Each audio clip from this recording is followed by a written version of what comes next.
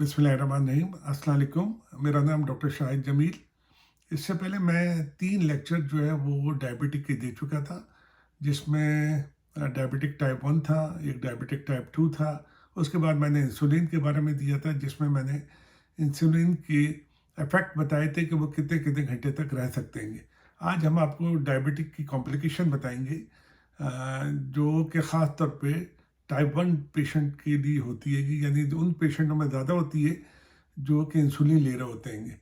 तो उनको ये चीज़ का ख़्याल रखना चाहिए कि ये कॉम्प्लिकेशन जो है, उसका घर पे आप मैनेज नहीं कर सकते, इसको फ़ौरन ही इमरजेंसी में ट्रीट करना पड़ता है। ये एक तरह की ल कॉम्प्लिकेशन है जिसमें इंसान की खुदा न ख़ास्ता जान भी जा सकती है।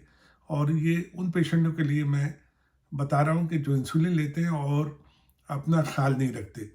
तो ये एक सीरियस डायबिटिक की कॉम्प्लिकेशन है कि इंसान का जिस्म बहुत ज़्यादा एसिड या कीटोन पैदा करता रहेगा।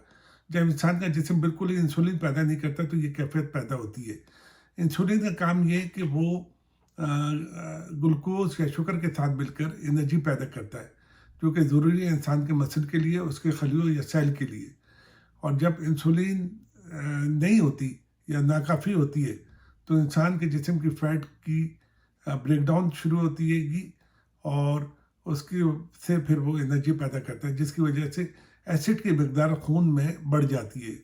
और इसको ठीक ना करें तो ये कैफियत यानी ये कॉम्प्लिकेशन डायबिटिक कीटोसिडोसिस की तरफ चली जाती है। अब इसकी क्या अलामत है? इसकी अलामत यही है कि ज़्यादातर अलामत वही है जो कि आप की डायबिटिक की जो होती है, कि मसलन सबसे पहले बहुत ज़्यादा प्यास लगना, फिर उसके बाद पेशाब का बार बार आना, पेट में दर्द होना, सांस में तकलीफ होना, फिर थक जाना। फिर इसकी जो कॉम्प्लिकेशन में जो पेशेंट होते हैं, उनके अगर आप स्मेल सुने, सांस की खुशबू सूंघें या स्मेल सूंघें तो फिर आपको महसूस होता है कि उसमें फ्रूटी स्मेल होती है। फिर इसके बाद आदमी जो है वो कन्फ्यूजन का शिकार होता है। फिर उल्टी भी होती है, मतली भी फील करेगा, मुंह का बार बार खुश्क होना भी होगा। अब इसकी क्या कॉज है? कॉज मैंने यही कहा है कि ये ज़्यादातर उन पेशेंट में होती है जो कि टाइप 1 डायबिटिक के होते हैं, जो इंसुलिन ले रहे होते हैं। अब अगर कोई डोज आपकी इंसुलिन की मिस हो जाए, या अगर कोई बीमारी, ऐसी बीमारी जिसमें इन्फेक्शन हो, ख़ास तौर पे कुछ बीमारियाँ ऐसी होती हैं जिसमें इन्फेक्शन होता है, उसमें क्या होता है कि उसमें हार्मोनल चेंजेस होती हैं, जिसमें जैसे एड्रेनलिन या कॉर्टिज़ोल का रिलीज़ होता है। ये हार्मोन जो है ये इंसुलिन के मुखालिफ काम करते हैं।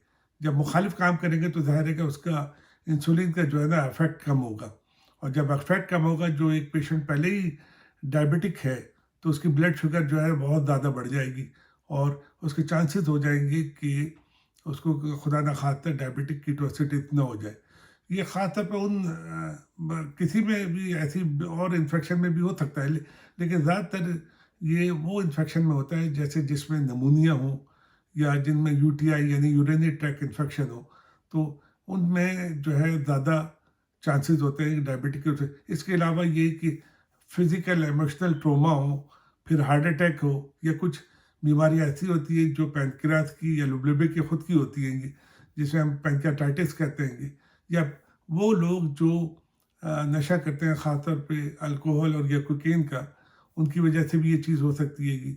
फिर इसके अलावा जो पेशेंट जो है वो जो स्टेरॉयड ले रहे होते हैं, क्योंकि स्टेरॉयड का एक साइड इफ़ेक्ट ये भी है कि ब्लड शुगर को बढ़ाता है, तो उसमें भी चांसेस हो जाते हैं। फिर वो पेशेंट जो डायबिटिक टाइप 1 जो मैं आपको पहले बता चुका हूँ, और जो इंसुलिन ले रहे होते हैं, उनकी अगर खुदा न खास्ता डोज मिस हो जाए तो उनके भी चांसेस बढ़ जाते हैं डायबिटिक कीटोसिस। मुझे याद है 1987 में मैं अब्बासी शहीद हॉस्पिटल में काम करता था, और मैं वहाँ आरएमओ था मेडिसिन और कार्डियोलॉजी में। तो एक लड़का आता था तकरीबन 14-15 साल का, उसको इंसुलिन लेता था, और बेचारा कोई पुअर फैमिली से ताल्लुक़ रखता था, लेकिन अमूमन अस्पताल से उसको इंसुलिन मिल जाती थी। तो अनफॉर्चुनेटली मेरे फादर की डेथ हुई, तो मैं कुछ दिन अस्पताल नहीं जा सका। तो उसके बाद जब मैं अस्पताल जॉइन किया दोबारा, तो मैंने उसके बारे में पूछा तो मुझे पता चला कि उस बेचारे की डेथ हो गई, और वजह यही था कि वो बार-बार इसी कॉम्प्लिकेशन में आता था।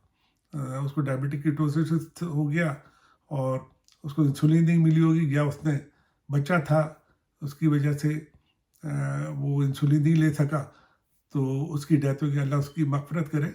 तो इसीलिए मैं ये मैं मिसाल इसलिए आपको देना चाह रहा हूँ कि थोड़ा-सा ख़्याल करें इस चीज़ का कि जो पेशेंट जो है वो इंसुलिन ले रहे हैं।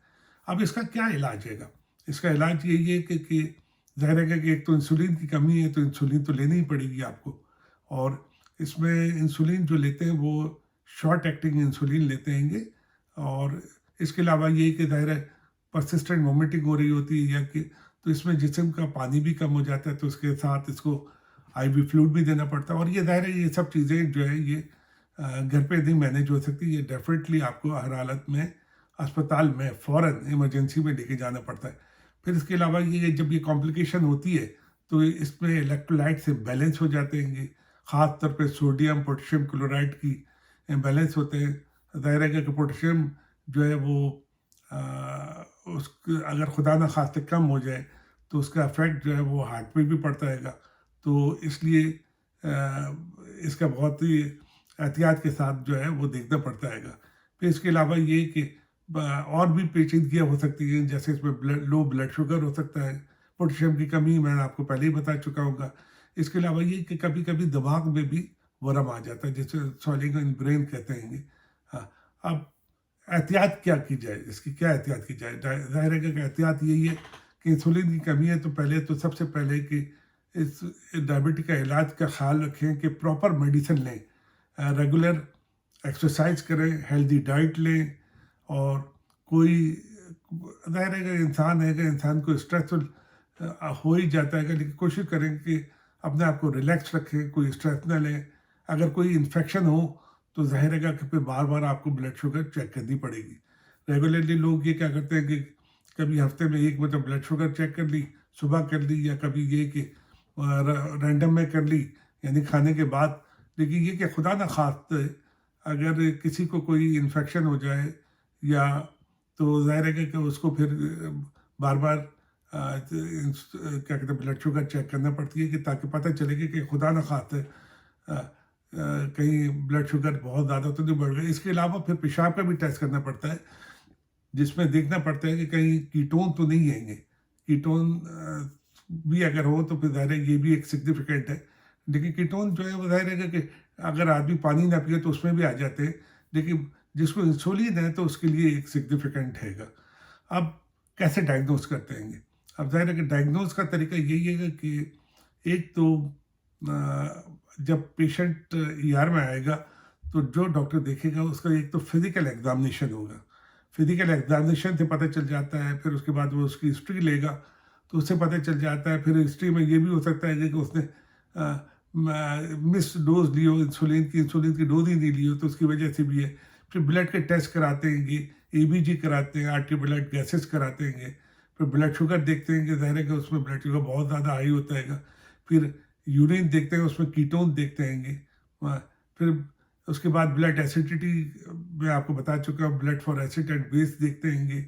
फिर सीरम में इलेक्ट्रोलाइट्स देखते हैं कि कहीं खुदा ना खास्ता इसके इलेक्ट्रोलाइट्स में बैलेंस नहीं हैंगे। फिर चेस्ट एक्स-रे भी कराते हैं कि जैसे अगर देखने के लिए कि कहीं नमूनिया वगैरह ना हो। तो इलाज मैं पहले ही बता चुका हूँ कि इलाज में जो है वो मैं इसमें इंसुलिन देनी पड़ती है, और रेगुलर इंसुलिन देते हैं जब तक कि ब्लड शुगर 200 मिलीग्राम या 11.1 मिलीमोल तक ना हो जाए, और खून में एसिड ना हो। यानी हम चेक करते रहते हैं कि कहीं अगर कीटोन है तो उसके हिसाब से आईवीबी फ्लूइड देते रहते हैं। फिर इंसुलिन जो है उस वक्त तक देते हैं जब तक कि 200 मिलीग्राम।